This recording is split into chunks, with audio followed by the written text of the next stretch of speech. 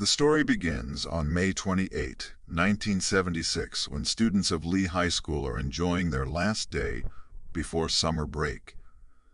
However, the school's football star Randall Pink Floyd is handed over a pledge by his teammate Don, which declares the team members won't drink or use drugs over the summer. Although his teammates have signed it, Pink hesitates, considering it is just another form of oppressing their lives. Furthermore, Don reminds Randall to visit the junior high school to haze 8th graders, who will be in freshman year now, and goes to call Benny since he's pretty serious about hazing. Don reaches Benny's shop class where he is busy getting his paddle ready. He sees Slater there, a funny and 24/7 high fellow, and they wave at each other. Then Benny accompanies Don alongside Randall, and they visit the junior side. Before leaving, one of their friends, Jody Kramer, tells them to take it easy on her brother Mitch Kramer, but the boys decide to do the opposite. They reach junior high, and Benny announces that all the freshman boys, especially Mitch, are to meet them after class and get paddled once, but if anyone dares to escape, it will be an open season for the whole year. After the announcement, the boys return to the senior side and park their car near the gymnasium, where the coach asks Randall to fix his attitude and stops him from hanging out with his druggy friends. He further orders him to sign the pledge and leave it on his desk before school ends. However, Randall crushes and throws it away. The boys meet O'Banion, a senior who flunked out and is starting again. Mitch and his friends, including Carl, Tommy, and Hirschfelder, arrange a car to escape.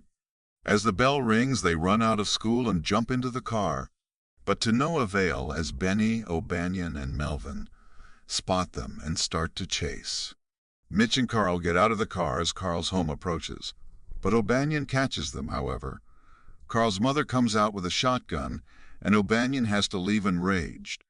On the other hand, senior girls, including Jody and Darla, force the freshman girls to have pacifiers in their mouths and perform air raids.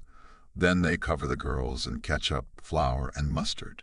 Simone, Randall's girlfriend, makes a junior propose to Don, and he ridicules her, making everyone laugh. Jody makes another girl named Sabrina propose to a high school nerd, Tony, and Tony, being a nice guy, comforts her, making Mike, his friend, think Tony is attracted to Sabrina. High schoolers then take the girls to a car wash to get them cleaned. Jody invites Sabrina to a party at Kevin Pickford's place and drops her home. Meanwhile, Slater and Randall visit Kevin's place to have a smoke, since his parents are going out of town, but a delivery guy appears with kegs of beer, which makes Kevin's father suspect him of hosting a party, so he changes his decision and stays back. Benny, O'Banion, Melvin, and Pink go to the junior baseball match to get revenge on Mitch and his friends, but Tommy and Hirschfelder run away, leaving Mitch alone. While Randall is talking to an old couple, the other boys make Mitch bend over and paddle him. Randall comes and takes Mitch home. On the way, he asks Mitch if he wants to join them later, since Pickford's party is not happening, so the boys will be roaming around and having fun. Mitch says yes, and Randall leaves. Randall's friends Tony, Mike, and Cynthia are enjoying a ride in their car when Mike tells them about his visit to a post office that was filled with sweaty people and their drooling faces. He adds that this made him realize that these are not the people he wants to help by going to law school, hence the change in his plans, and now he wants to become a dancer. They reach Kevin's house thinking the party is still on, but are unfortunately greeted by Kevin's father.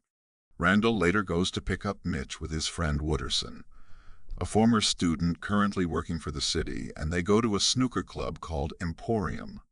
There, Pickford and his girlfriend Michelle are present along with other high schoolers. Randall introduces a girl named Julie from sophomore to Mitch, and Mitch instantly likes her, but unfortunately, she leaves before Mitch says anything. Staler invites Mitch and Randall to come to the beer bust at the Moon Tower, and Wooderson spreads the word about the party. Benny, Don, and O'Banion find the 3 friends of Mitch that escaped earlier. They beat Hirschfelder while Carl and Tommy still manage to escape.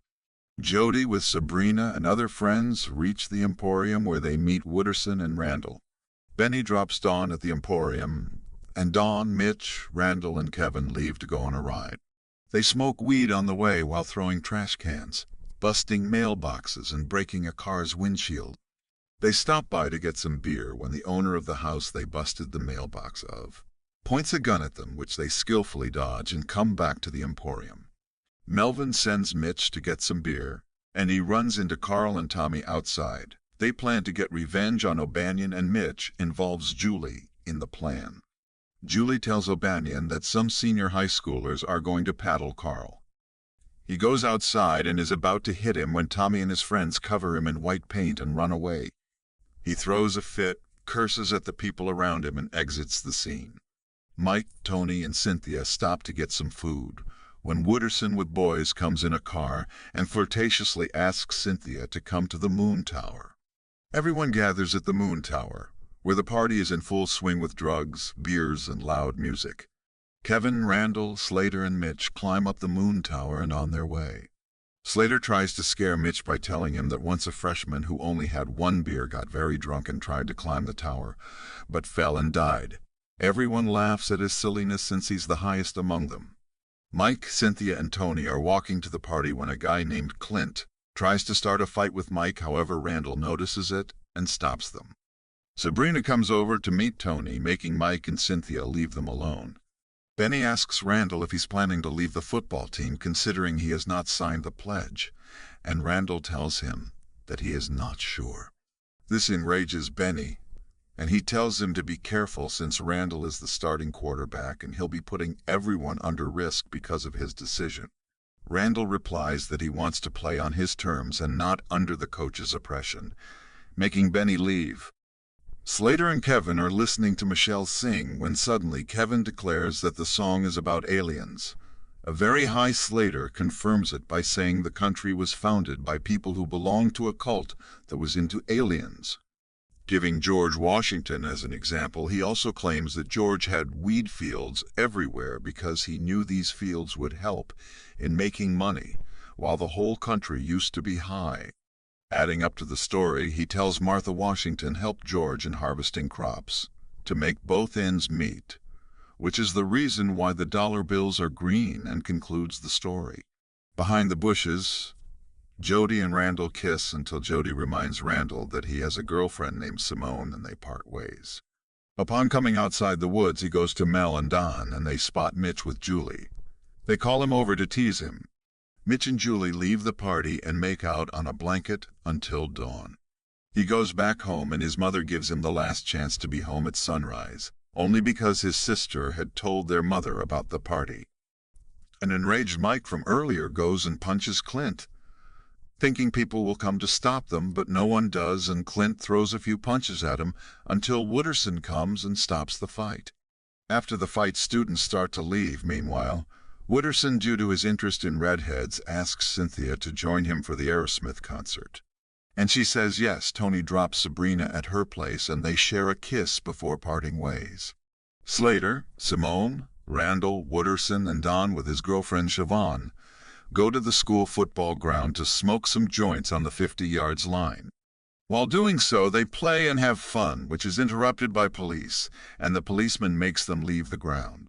The coach arrives there and scolds Randall for being with his stoner crowd. He calls them losers and asks him to get his priorities straight, which is signing the pledge and playing football for the team despite Randall's consent. This enrages Randall, and he throws the pledge at the coach, telling him he won't sign it even if he plays the game, making the coach leave in anger. Randall goes to Houston with Wooderson and his friends to get the tickets for the concert while loud music blares in the background.